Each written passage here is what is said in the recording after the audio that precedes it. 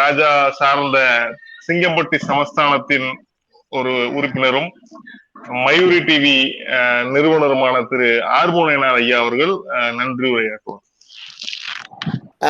வணக்கம். அதாவது கிட்டத்தட்ட ஒரு 3 மணி நேரம் நிகழ்ச்சி. இத நெல்லை டாக்ஸ், அதாவது சென்னை வாழ் நெல்லை மக்கள் திரு சங்கர்மணி மற்றும் வழக்கறிஞர் சோலமன் ஒரு நிறைய நிகழ்ச்சி கிட்டத்தட்ட ஒரு 1 வருஷத்துக்கு மேல இந்த நிகழ்ச்சியை பிரமாதமா கொண்டு போயிட்டு இருக்காங்க. நிறைய நிகழ்ச்சிகள் வந்து இந்த நிகழ்ச்சியில் வாயின் மூலமா நேரடியாக நம்ம ஒரு காலகட்டங்கள்ல நம்ம மயிலோசை இணைந்து மயூரி டிவி இணைந்து அவங்களோட பயணம் செய்து வருகிறோம். இந்த மாதிரி சூழ்நிலையில இன்னைக்கு சிங்கம்பட்டி ராஜாவோட நினைவஞ்சலி, முதலாம் நினைவஞ்சலியில வந்து திரு தாயுமானவர் திரு எனது அன்பு சகோதரர் கணபதி சுப்பிரமணியம், திரு முத்தாலங்குறிச்சி காமராஜ், திரு கிளப்பா சண்முகையா 4 பேரும் அருமையா பேசினாங்க. இந்த மாதிரி மணிமண்டபம், சென்னையில் சிலை, இந்த மாதிரி நிறைய விஷயங்கள் பேசப்பட்ட இந்த விஷயத்துல நீங்க செய்ய வேண்டிய ஒரே விஷயம் என்னன்னா, கண்டிப்பாக சிங்கம்பட்டியில வந்து நான் இன்னொரு நிகழ்ச்சியில கூட சொல்லியிருந்தேன் இடங்கள்லாம் இருக்கு அப்படின்னு. அவங்களுக்கு வந்து மணிமண்டபம் கட்டுறதுக்கு நம்ம எல்லாம் சேர்ந்து ஒரு முயற்சி எடுக்கலாம்.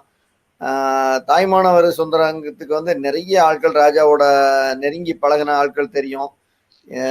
நான் உங்களை தொடர்பு கொள்கிறேன்.